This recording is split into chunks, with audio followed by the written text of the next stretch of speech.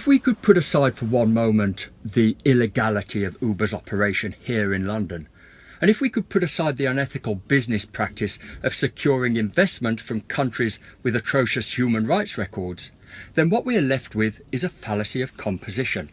Now, a fallacy of composition is when a decision is reached using one singular factor alone. Now, Uber's consumer base is pretty big. It's about 2.5 million, and about 700,000 of those have decided to issue a petition demanding the reinstatement of Uber's licence here in London. Now, I've every reason to believe that these signatures are genuine, but the decision would be made based on a fallacy of composition.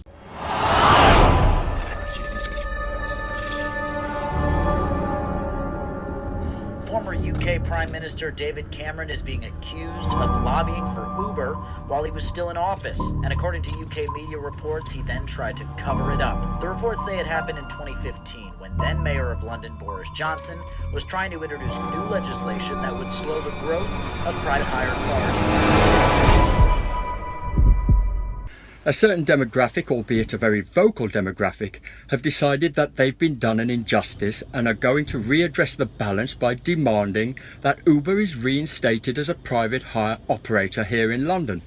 Now, if you consider that it is the driver that is the primary consumer of Uber's product, because without a passenger there is no driver, so it has to be the driver who is the primary consumer, then you've got other mitigating factors to take into consideration, haven't you?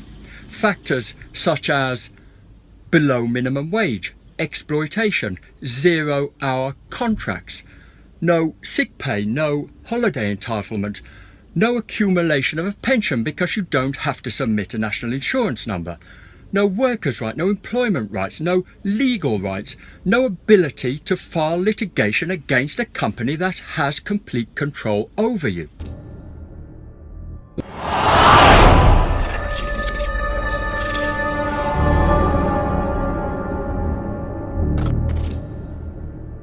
Hire and reward insurance is switched on and off only when the vehicle is being used. All of the Luddites in the room who don't want to see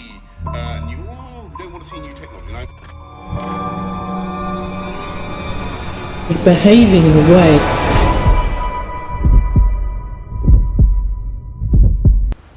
And when you stop to think for a while, you begin to realise that the situation is far more complex than just making a decision based on your own perspective. And if you're able to take an observant position of Uber the brand, you really do realise that there is nothing unintentional about this company. So the Dickensian era they harken back to is very much an intentional plan to drill down workers' rights. And if you have a smart app at this end and the barrier to entry is minimised in the middle, then it's inevitable that you will get a fallout at the other end, isn't it? And they've used technology in an ultra-viral way to hide the fallout.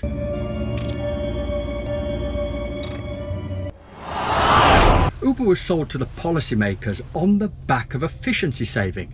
Effectively, they would disincentivise the car owner from using their own personal transport. But over time, we have seen an indiscriminate looting on infrastructure.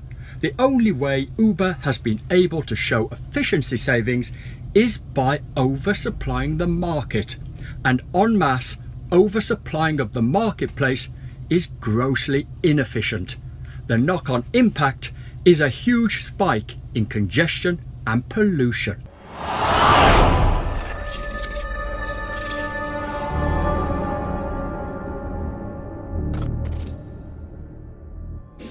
Uber drivers were suspects in 29 of these crimes. You evade the answer. So will you be, as a business, as upset with yourselves for putting out of business?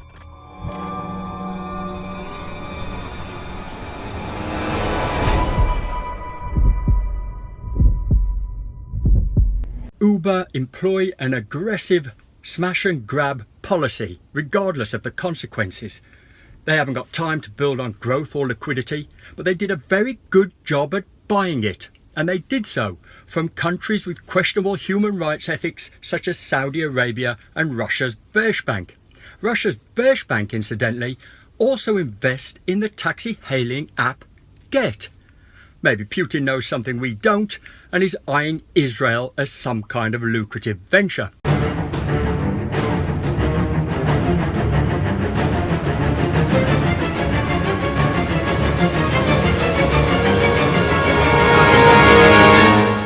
Uber do not offer their service to anyone that hasn't got a smartphone or credit card, and there is a reason for this.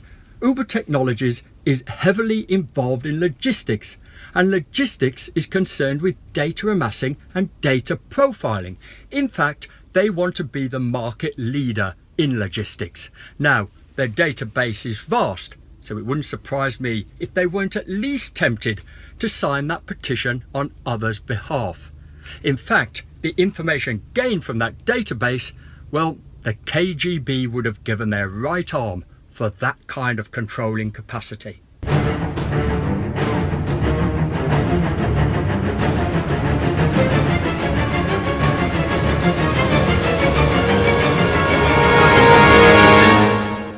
Uber is illegal here in the capital.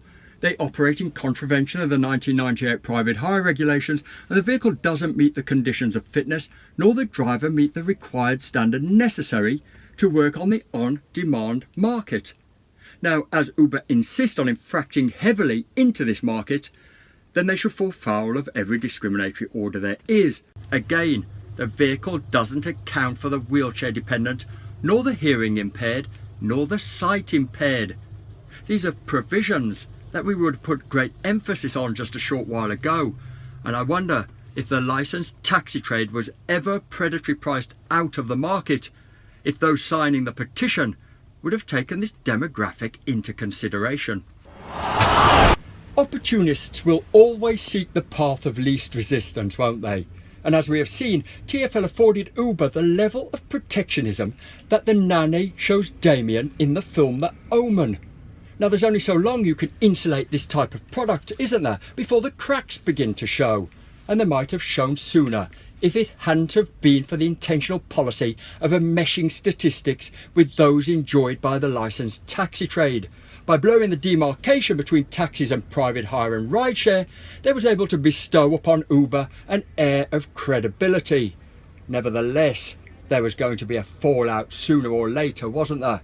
And at driver level, we've seen an inexorable rise in sexual assault crime, we've seen insurmountable accidents, and we've seen an unprecedented level of revocation orders. Add to that a couple of murders and a terrorist attack, and what you're left with is something a lot more horrific than The Omen.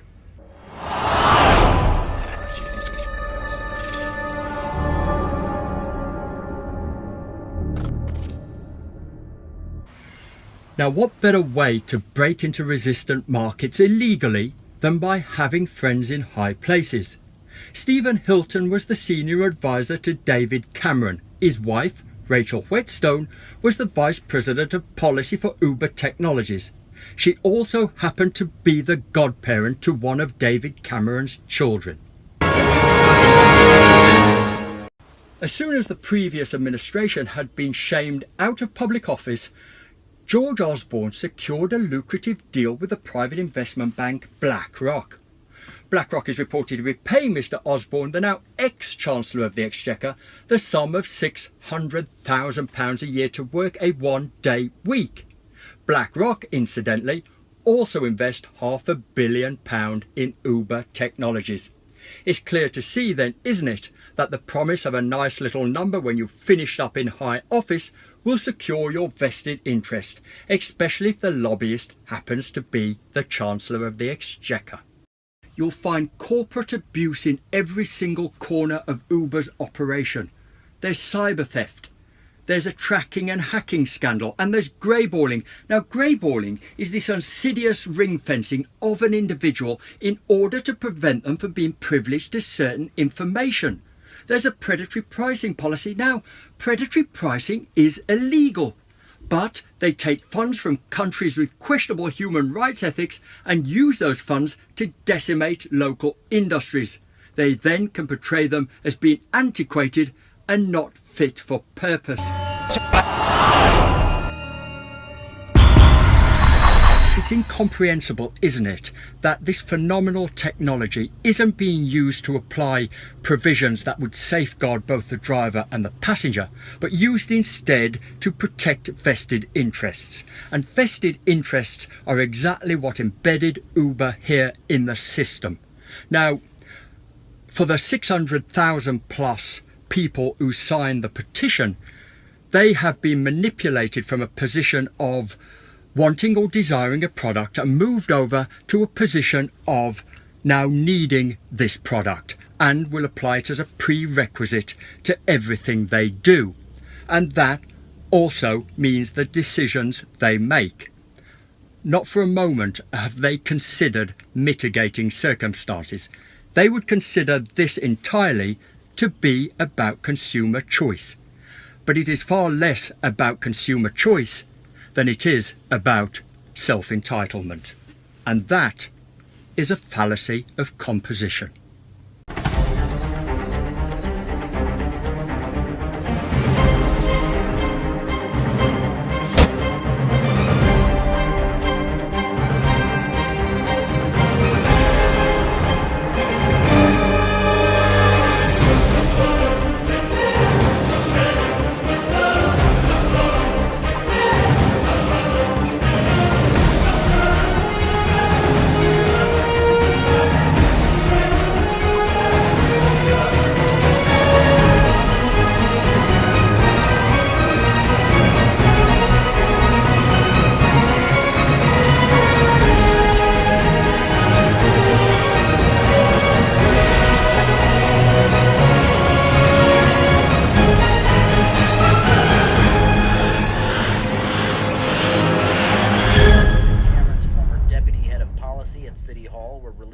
By Transport for London that showed the two talking about the regulation extensively. Some say Cameron and his office were basically lobbyists for Uber.